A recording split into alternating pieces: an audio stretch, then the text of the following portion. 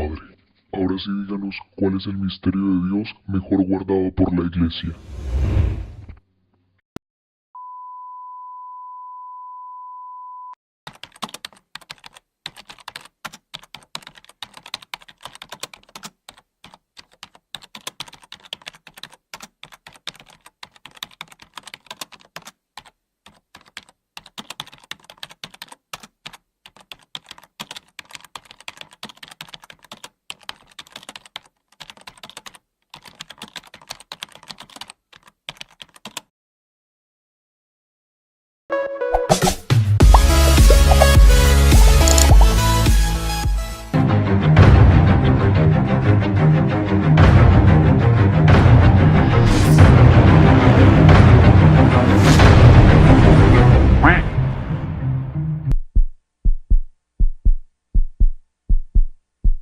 Mis hermanos, soy el Padre Manuel Balbuena, asesor de la Renovación Católica Carismática de la Diócesis de Chiquinquirá, sacerdote hace 12 años, por gracia de Dios, y venturando por el camino de la historia y de la vida, procurando reconocer cada vez más las huellas de Cristo y esperando ser un instrumento idóneo para extender su reino en el mundo.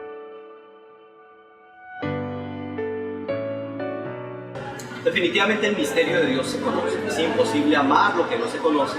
Y es más, en el camino que empezamos a recorrer con el Señor, notamos rápidamente que no solamente conocemos el misterio, sino que reconocemos el misterio. Porque no podemos dar el encuentro con el Señor como una cosa sentada, sino que frecuentemente sentimos que el Señor como que se nos escapa como agua entre los dedos. Y por eso permanentemente tenemos que buscar al inaferrable, tenemos que ir en búsqueda de aquel que parece esconderse detrás de los árboles en el bosque de nuestra vida. Yo digo que el encontrarse con el Señor es como jugar a la lleva, no sé cómo lo dicen por aquí en Cúcuta, pero así que es por el interior. Y jugar a la lleva era tratar de encontrar a alguien para poder tocarle, y después de que le tocábamos, entonces esa persona estaba condicionada a seguir buscando a alguien a quien tocar. Yo creo que el Señor se empeña por buscarnos y tocarnos, y una vez que nos ha tocado la vida, una vez que nos ha llenado de su gracia y de su presencia, entonces parece esconderse en búsqueda de que nosotros también vayamos tras él. No creo que el misterio de Dios sea para comprenderse. Yo creo que el misterio, como bien lo dice San Agustín, no se trata de una realidad incognoscible, sino de una realidad tan universal, tan amplia, que yo no la puedo abarcar, no la puedo aferrar, no la puedo hacer parte de mí, sino que más bien yo entro en el concierto con ella.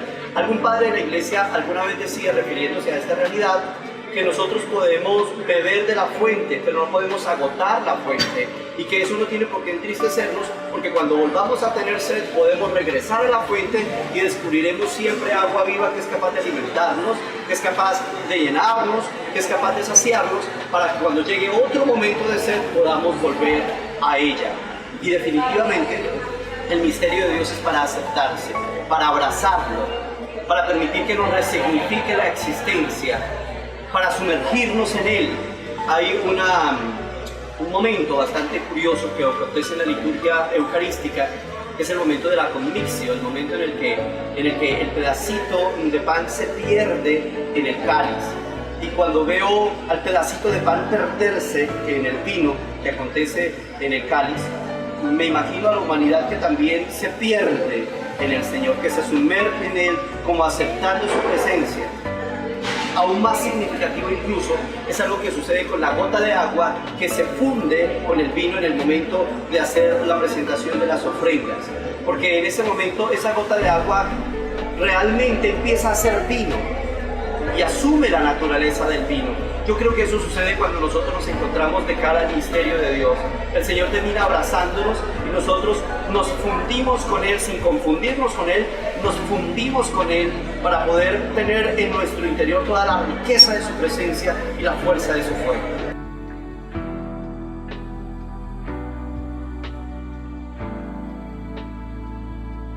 Yo pienso que el mismo misterio de la encarnación nos hace pensar en eso. Cuando pensamos en el Dios en quien creemos, reconocemos que en Juan 1:14 se hace verdad toda la riqueza de nuestra fe.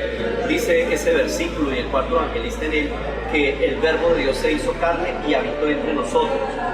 Parece ser que la frase más parecida o más cercana al original griego es que extendió su tienda, es decir, puso su tienda entre nosotros. Y es que el Señor, en verdad, se hace uno con su pueblo. Ese es el misterio de la encarnación. Cuando pensamos en Dios que se hace carne, podemos comprender entonces que Dios en toda la potencia de su divinidad se hizo alcanzable también en todo el misterio de nuestra humanidad. Por eso los padres hablaban de una bellísima expresión, capax Dei, el hombre se hizo capaz de Dios, ¿sí? Dios como que se dejó enternecer por las manos del hombre para acunarle en su interior. Cuando pienso en eso, pienso en Nuestra Señora, que acuna al misterio mismo de la vida, al Rey del Universo en sus brazos, en la expresión, en el momento pues del portal de Belén. Yo creo que en esa experiencia el Señor también nos invita a asumir nuestra humanidad en Él, porque pienso que Dios se hizo hombre para enseñarle al hombre a ser hombre, de tal manera que llegue incluso a ser capaz de Dios. Así que el Señor nos invita a abrazar la fuerza de su divinidad desde la verdad de nuestra humanidad.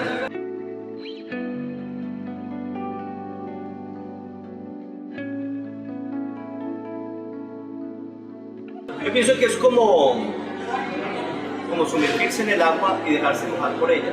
O sea, es imposible sumergirme en el agua y no dejarme mojar por ella, a menos de que tenga un traje impermeable puesto, ¿sí? Es imposible sumergirse en el amor y no dejarse amar por él, siempre y cuando no esté permeado en contra del amor. ¿Y qué es estar permeado en contra, impermeable más bien, respecto del amor? Yo pienso que nos volvemos impermeables al amor cuando empezamos a dejar acumular en nosotros un montón de tendencias egoístas, un montón de tendencias vindicativas o un montón de tendencias tristes y rencorosas. Pienso que dejarse amar por Dios es abrir las entrañas para permitir que Él empiece a curar las heridas desde dentro, que Él acontezca desde el interior. Dejarme enamorar por Dios desde la visión de Oseas es dejar que Él me lleve al desierto para que allí le hable a mi corazón. Y el desierto es el lugar en donde me encuentro a solas con Él solo, como diría un buen místico. Es encontrarme en la nada de mi vida para que el que es el todo de mi existencia le dé radicalidad y me permita comprender que Él está atesorando en mí y que Él es mi mayor tesoro. Dejarme enamorar por Dios es permitir que Él sea en mí para que me enseñe a ser con Él y a ser en Él. Dejarme enamorar por Dios es permitir que Dios me hable, para permitir que de una vez por todas yo también pueda hablar de mi corazón sincero en Jesús.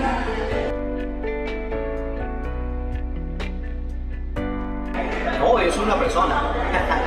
Tú no te encuentras con decisiones, tú no te encuentras con doctrinas, tú no te encuentras con ideologías, tú no te enamoras de teorías, tú te enamoras de personas. Y la única manera en que me puedo enamorar de Dios es si comprendo que Él es una persona, tan persona como usted que me está mirando detrás de esa cámara sin que salga aquí al frente, o como yo que tengo que darle la cara a ella, ¿sí? Dios está ahí para dejarse amar. Yo creo que el anhelo más grande de Dios es dejarse amar por los hombres. Quizá por eso es que en el libro del Génesis descubrimos al Señor que baja al jardín del Edén a la hora de la brisa para estar con el hombre. Su anhelo es dejarse amar, ¿sí? Por eso nos hizo a su imagen y su semejanza. Que el Señor sí nos pide una decisión, claro que sí. Nos pide que en algún momento de nuestra vida podamos decidirnos por Él, porque desde la eternidad, eso es lo más impresionante de todo, ¿sí? Desde la eternidad Dios se decidió por ti y por mí.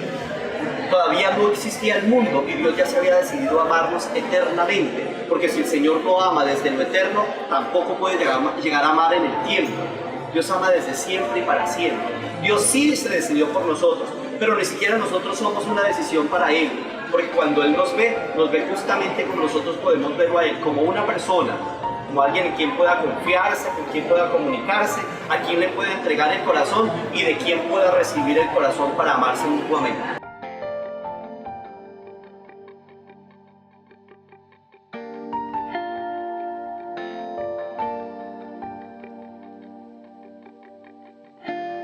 Con mucha frecuencia uno descubre, incluso dolorosamente, que muchas personas llegan a la parroquia y llegan a la vida y las actividades de la iglesia como una especie de fuga mundi, porque su casa se vuelve un lugar de crisis, porque es más fácil enfrentar las crisis de la parroquia que enfrentar las crisis de la familia, porque es más fácil soportar incluso un párroco difícil o a una señora complicada de un grupo de oración que soportar las heridas del esposo o las heridas de los hijos.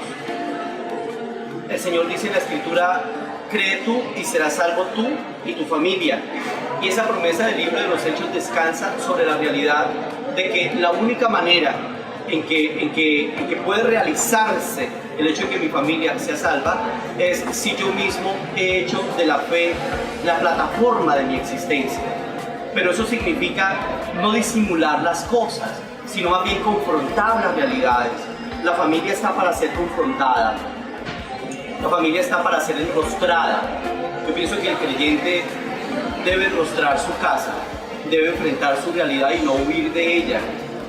Cuando empezamos a enfrentar nuestra realidad familiar con la fuerza del Evangelio, somos mucho más libres. Y podemos comprender entonces que en medio de todas las vicisitudes, las dificultades, las lágrimas, los dolores que la familia supone, también allí el Señor empieza a sembrar una semilla nueva, una semilla de aceptación, una semilla de abrazo generoso, la semilla incluso que implica perder ciertas batallas, porque para poder ganar a mis hermanos para Cristo, eso supondrá perder ciertas batallas de mi propio egoísmo, incluso de mis derechos, de mis prebendas en el interior de mi casa, para que el Señor pueda hacer en ellos. Supone abrirle campos a Jesús en el interior de mi familia. Pienso que llegar hasta nuestra casa tiene que convertirse en todo un desafío pastoral, porque no puede ocurrir en nosotros lo que dice aquel adagio de que somos luz en la calle y que somos oscuridad en la casa. Nuestra casa tiene que irradiar el dulce nombre de Jesús y seremos nosotros los que hemos de llevar ese sabor hasta la intimidad de nuestro hogar.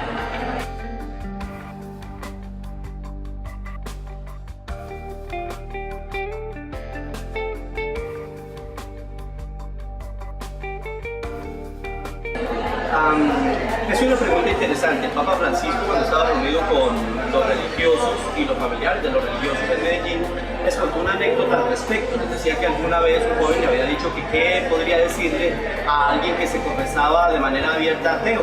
Y el Papa decía que lo mejor era no decirle nada, ¿sí? Sino más bien interpelarlo con la conducta para que fuera él quien luego preguntara: oye, ¿y por qué eres tan feliz? ¿O por qué te comportas así? Y entonces sí podría hacer una declaración alrededor de su fe. Yo pienso que tenemos que ser cada vez más testigos de Jesucristo para que nuestro evangelio resplandezca.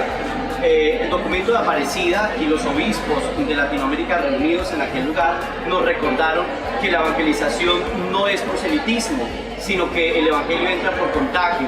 Y el contagio no es otra cosa que el contacto con la persona de Jesús, que vive, se testimonia, se clarifica, se desarrolla y se prolonga en la vida de los creyentes a causa de la acción del Espíritu Santo.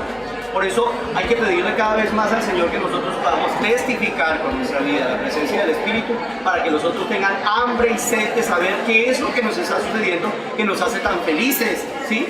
Qué rico que algún día pudieran decir de los renovados: oiga, ¿ustedes qué es lo que comen que son tan contentos? ¿No? Para que nosotros podamos decirle: venga, que usted también puede tomar de ese alimento desde la realidad de nuestras asambleas o desde la riqueza del encuentro con el Señor. De hecho, eso es lo que le sucede a los dos primeros discípulos del Señor, que venían de ser discípulos de Juan en el Evangelio de Juan. Dice la Sagrada Escritura que empiezan a caminar detrás de Jesús, ¿sí? Y Jesús se vuelve hacia ellos y les pregunta que qué quieren, ¿sí? Y ellos le dicen: maestro, ¿dónde vives? ¿Sí? Y Jesús no le dice: mire, yo vivo en la esquina allá detrás de María Magdalena. No. El Señor lo que le dice es: vengan y vean. Y dice la Escritura que ellos fueron con él, vieron y se quedaron, ¿sí?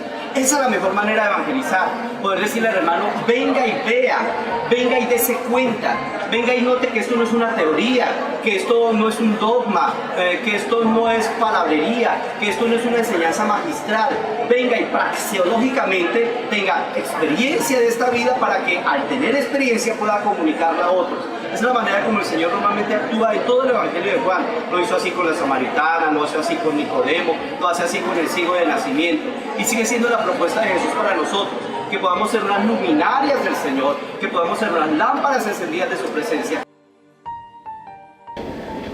Hermano joven, yo sé que seguramente ha sufrido muchas decepciones de sacerdotes como yo. De pronto salió un minuto decepcionado, si es que alguna vez te has encontrado conmigo. seguramente has tenido decepciones de tu iglesia por la manera en que han vivido su fe tus padres, tus amigos, o tus tías, o tus abuelos. Seguramente has encontrado muchos antitestimonios en tu camino. Pero yo quiero recordarte que por encima de todas esas debilidades humanas prima el poder de Jesucristo. Que quien te está llamando no es ni el Papa, ni un obispo, ni un cura, ni una monja, ni tus padres, ni un catequista, ni un miembro, un testigo del Señor en cualquiera de los movimientos apostólicos que hay en ella. Quien te llama es Jesús. Quien te llama desde esa comunidad que, como bien decía el Papa Francisco, es un hospital de campaña, es un lugar de heridos, a veces bastante heridos, hasta agónicos, pero con la esperanza de que el Señor, con la gracia de su Espíritu, puede resucitarlos. Así como Ezequiel profetizó sobre los huesos secos que se extendían ante su mirada, fueron cubiertos de carne, de piel, de tendones, y también cubiertos de vida. El Señor puede reivindicarte, porque lo hizo conmigo, en medio de todos los errores, todas las debilidades que tengo, siento que el Señor ha reivindicado mi existencia, que tiene la clave de significatividad para mí y también la tiene para ti.